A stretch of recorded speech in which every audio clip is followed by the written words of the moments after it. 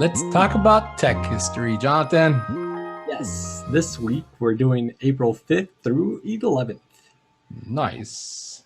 First off, on April 5th, we have Satan. Satan. Could it be What? You're talking about Satan from the Bible? Satan? Well, Dan Farmer, what we talked about in Tech Birthdays, also pops up again for his security administrator tool for analyzing networks. Yeah. Let me share my screen so we could bring some of that stuff up.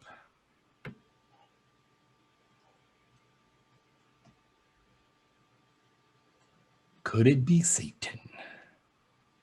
Well, Dan Farmer looks like Dan Carvey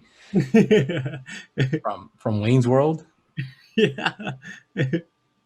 Wayne's World, rock on.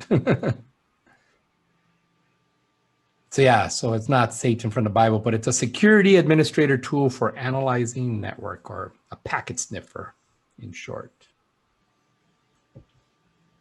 Yes. And it didn't please the church lady one bit. Next, we have April 6th, Windows 3.1 released. 3.1. Whoa, old school. This is like super old school. I mean, I don't know. You don't remember it. I mean, look, it was a super VGA 800 by 600 pixel monitors. Wow. And that was like high resolution at the time. I feel like it looked like that left side of the Windows, how it's all pixelated. Well, that would take up the whole screen, basically. That's funny. That would be the whole screen right there. Yeah.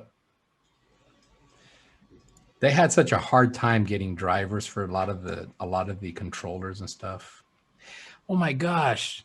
So in 1992, okay, they released Windows 3.1, which probably has a fraction of the code base that Windows 10 currently has, at $149 a pop.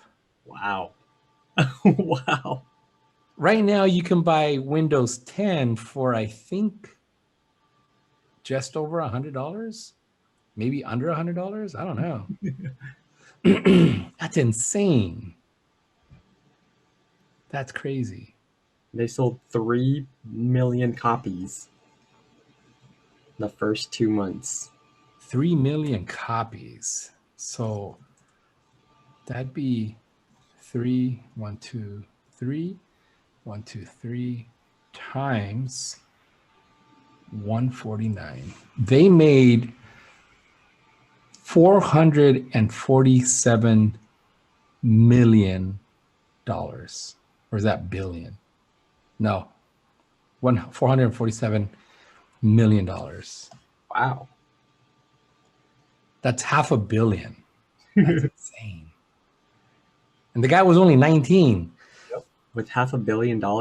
Oh, no. But that was 75. So this is almost 20 years, maybe 17 years later. Oh, wow. Yeah. So, yeah. So. April 7th is an interesting one. I actually worked on an IBM System 360. Say what? Yeah. I mean, I didn't like work on the hardware, but I had to access the data from a System 360. Oh, I was going to say, you touched this machine right here? No, I did not touch that machine. They wouldn't let me get near it. The thing costs over $5 billion to develop. I don't even think you could buy them. I think you can only lease them. Oh, wow.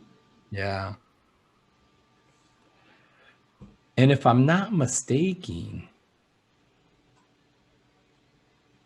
so in today's standard, I forget, your brother Gerard was talking about hard drives. They're like miniature hard drives that are like a gig in size, and they go inside the motherboard now. Mm-hmm. And prior to that was eSATA. which was a different interface that allowed for faster communication between a hard drive and the motherboard. And then prior to that was SATA. And then prior to that was IDE, or enhanced IDE, and then IDE. And then along with IDE, they also had SCSI, which was a different interface. It was SCSI. And I believe that these 360s, I'm trying to find if it actually says what type of hard drive, but the type of hard drive that these type of machines would use were they were called DASD drives. Those were like, even before me. I think I started with computers when IDE was available. So that's pretty crazy.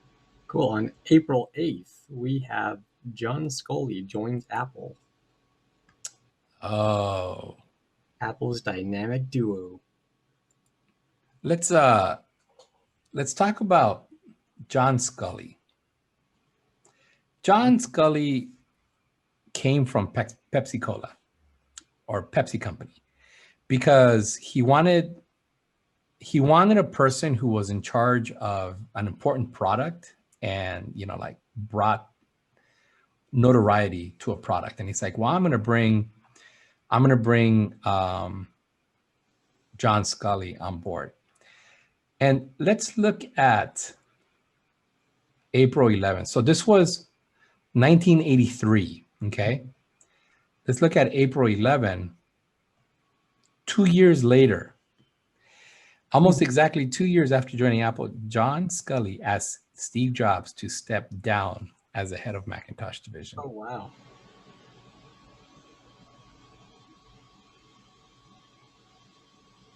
That's crazy. So, yeah, Steve Jobs hires the guy to bring his company to a higher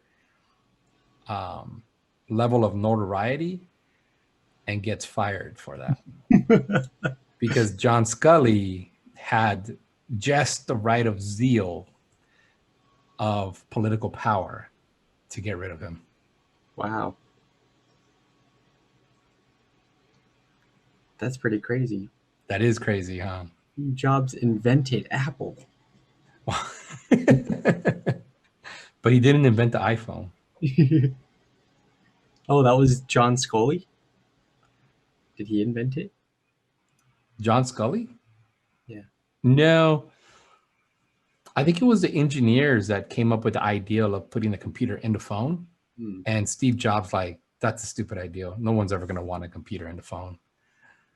Yeah, I guess a lot of people didn't like Steve Jobs then, huh? I tell you, Steve Jobs, it was one of those people that, like, for example, you grew up with me as your father. So you knew what it was when you guys got in trouble. You're like, oh crap. It's like, we're not going to get hit, but we're definitely going to face some kind of punishment that is not going to be pleasant. And that's just gonna, it's like my system of reward versus punishment had the pendulum swing that went from one extreme to the other, right? It's like you were either really good and I rewarded you really well, or if you were bad, it's like, oh man, there was like no middle ground. It was just like the pendulum just swung completely to the other side. You're like, yeah, nose against the wall. For every minute of year that you're alive, you're going to be on that wall. You know, if you were 3, you got 3 minutes, and that felt like a lifetime, you know, for a 3-year-old. And so, but you knew what you had coming, right? And so you look back at it, you're like, it wasn't too bad. But you tell that story to anybody else, they might say like, oh no, that is so cruel. It's like, I would never do that to my child, or, you know, things like that.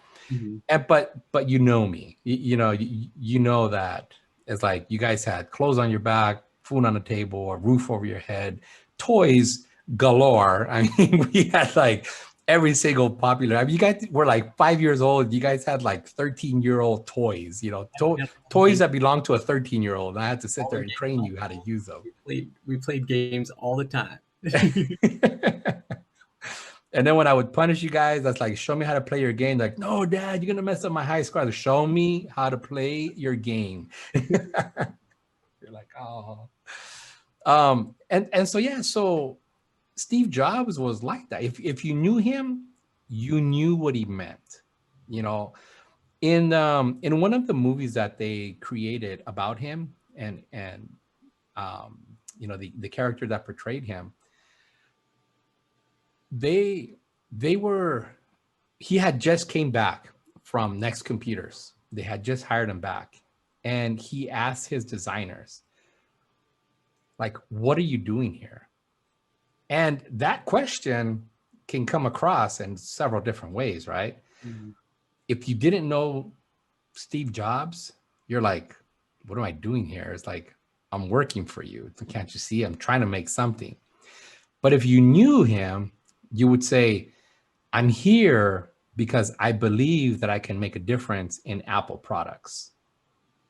And those are the types of things that he wanted to hear. But his questions, or his, you know, his his way of communication was just so abrasive, you know, and it either scratched you like some nails, or it combed your hair, or very like a nice comb or brush, you know, one of the two. But there was nothing like in between, you know. So you really had to know the guy in order to work with him. And I guess John Scully just didn't know him, you know. And so cool. ENIAC, who cares about ENIAC? Mercury 7, nothing to do with computers, I don't think. Yeah, that's all we have in tech history this week. Excellent.